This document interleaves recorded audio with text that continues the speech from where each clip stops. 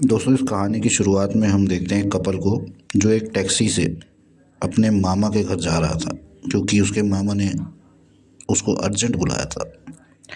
और दोस्तों, इस सफ़र में उन दोनों का साथ इनका एक दोस्त भी दे रहा था जिसका नाम था शुभम। दोस्तों, ये लोग बड़ी ही मौज मस्ती से आगे जा रहे थे। तभी हम देखते हैं ड्राइवर को जो बार बार अपनी घड़ी देख रहा था, जैसे उसे बहुत कुछ काम है या कुछ टेंशन है। थोड़ी देर के बाद दोस्तों आगे ले जाके वो ड्राइवर गाड़ी रोक देता है और इन्हें बोलता है कि अब आगे का सफ़र आपको पैदल ही तय करना पड़ेगा। दोस्तों, वो ड्राइवर कहता है कि आगे का सफ़र आपको खुद ही तय करना पड़ेगा, क्योंकि इस गांव के अंदर गाड़ी नहीं जाएगी।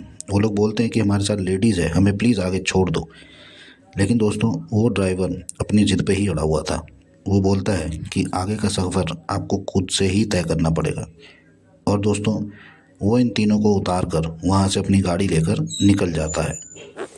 दोस्तों, ये लोग फाइनली उतर जाते हैं और गांव की तरफ बढ़ने लगते हैं।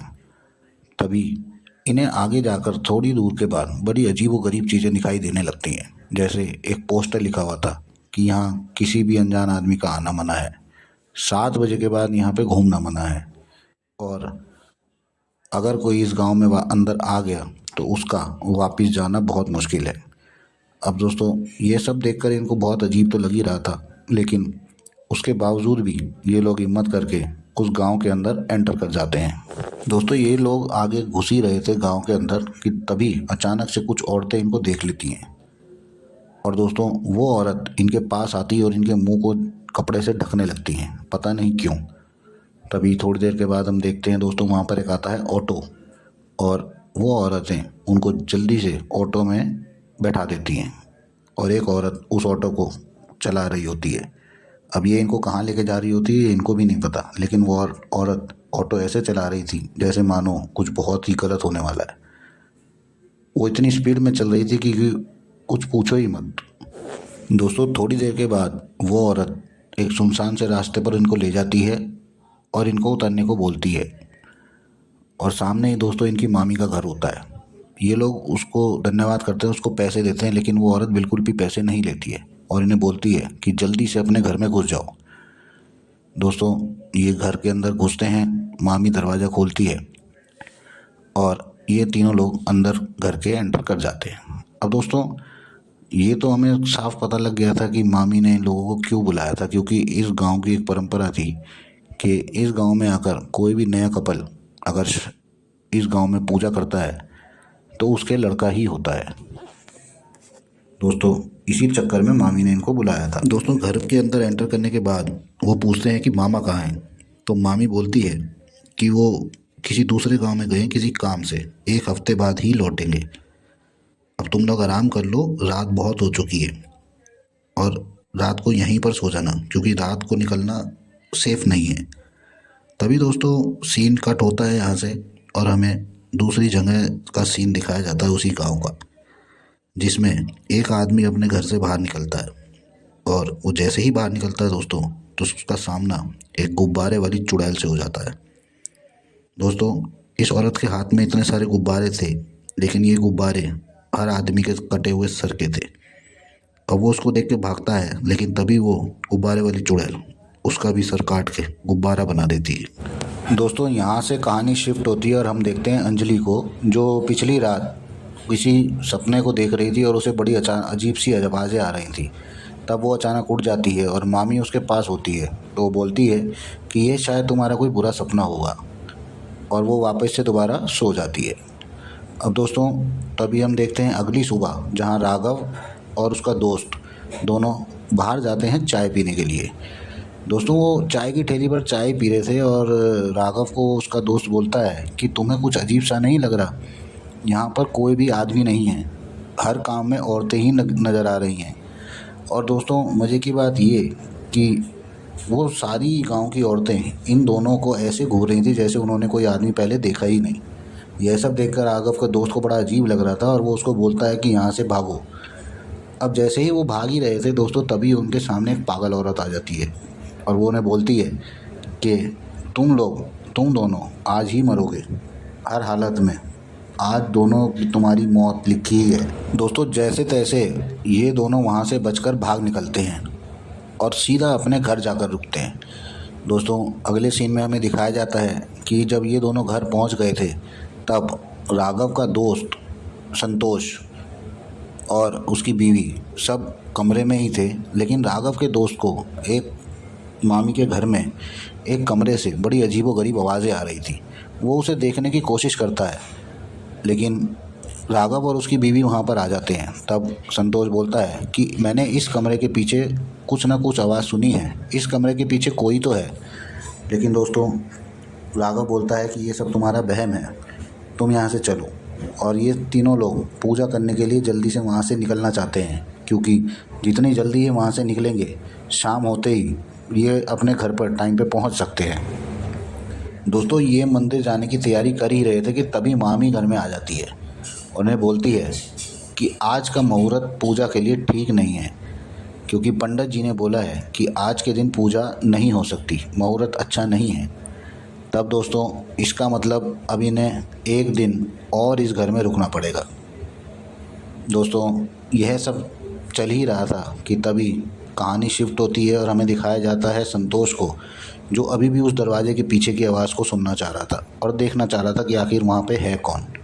तब वो दरवाजे के नीचे छोटी सी जगह थी और वहाँ से अपना हाथ अंदर डाल देता है, लेकिन तभी दोस्तों उसका हाथ अंदर से कोई बहुत ज़ोर से पकड़ लेता है।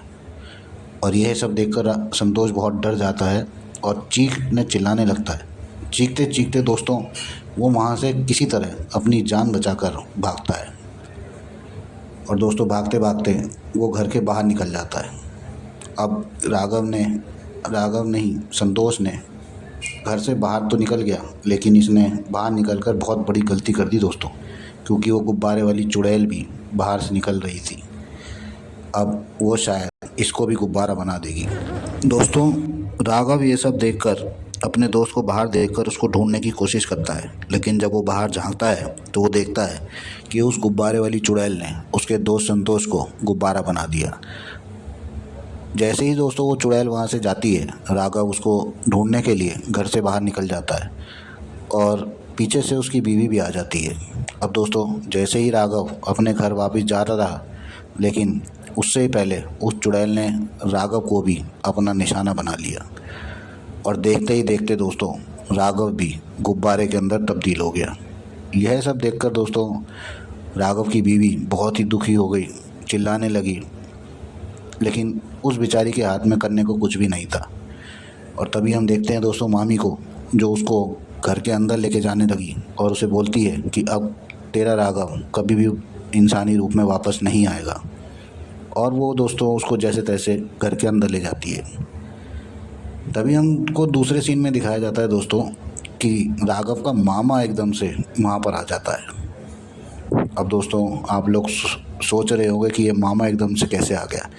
तो दोस्तों आपकी जानकारी के लिए मैं बता दूं कि ये मामी का एक चाल थी, एक षड्यंत्र था राघव को निशाना बनाने का, क्योंकि राघव की मामी ने ये चाल चली थी कि अगर वो उस चुड़ैल को 2 जने दे देगी तब वो चुड़ैल इसके पति को छोड़ देगी।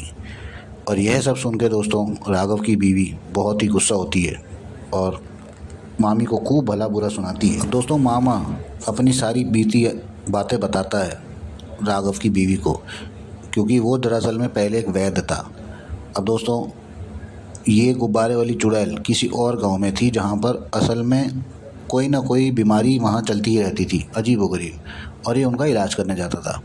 तब दोस्तों उस गुब्बारे वाली चुड़ैल की शादी हो जाती है और शादी होते ही दोस्तों उसका पति बीमार हो जाता है और वो गुब्बारे वाली चुड़ैल जो थी वो अपने पति को ठेले पर यहाँ पर इलाज करने के लिए लेकर आती है।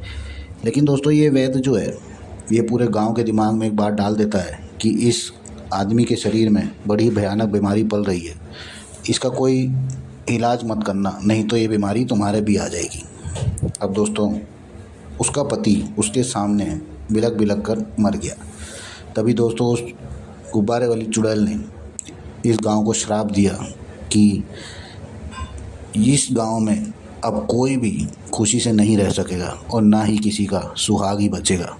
दोस्तों अपने पति को मरता देख उस औरत ने एक औजार की मदद से अपना गला वहीं काट लिया और दोस्तों तब से वो एक गुब्बारे वाली चुड़ैल बन गई। अब दोस्तों ये सारी बात सुनकर अंजलि को बहुत गुस्सा आता है, लेकिन अब गुस्सा करने से कोई फ़ायदा नहीं था, क्योंकि जो होना था वो तो हो ही चुका। अब दोस्तों अंजलि मामी के साथ एक तांत्रिक के पास जाती है, क्योंकि उसे अपने पति की जान बचानी थी और वो बाकी औरतों की तरह नहीं थी कि चुपचाप बैठ जाए। तब वो डिसाइड करती है अपनी मामी के साथ और अपनी मामी को एक तांत्रिक के पास लेकर जाती है। थोड़ी देर में हमें दोस्तों कहानी यहाँ से शिफ्ट होती है और हमें दिखाया जाता है उस तांत्रिक के पास का सीन। और वो तांत्रिक उसे बोलती है कि जैसी हिम्मत तूने अपने आदमी को बचाने के लिए दिखाई है, अगर ऐसी ही हिम्मत ये सारी गांव की औरतें करें तो शायद उस चुड़ैल की ताकत ख़त्म हो जाएगी और तुम सबके पति वापस आ जाएंगे। बस दोस्तों इतना सुनना ही था। तभी अंजलि वहाँ से उठती है और गांव में चली जाती है। अब गांव की सारी औरतों को वो समझाती है कि तुम कैसी पत्नियां हो जो एक चुड़ैल से अपने पतियों को वापस नहीं ला सकी, लेकिन मैं तुम्हारी तरह बिल्कुल भी नहीं हूँ। चाहे वो चुड़ैल हो चाहे कुछ भी हो, मैं अपने पति को उस चुड़ैल से वापस लेकर आऊँगी। दोस्तों अंजलि सब गांव की औरतों को बहुत मोटिवेट करना चाह रही थी और उसका असर भी हो रहा था। सारी औरतें मोटिवेट भी हो गई थी। और दूसरे सीन में हम देखते हैं दोस्तों कि गांव की सभी औरतें दुल्हन की तरह तैयार होकर एक चौराहे पर आ जाती हैं। अब दोस्तों इन सब में सबसे पहले अंजलि उस चुड़ैल के पास जाती है और उसे बोलती है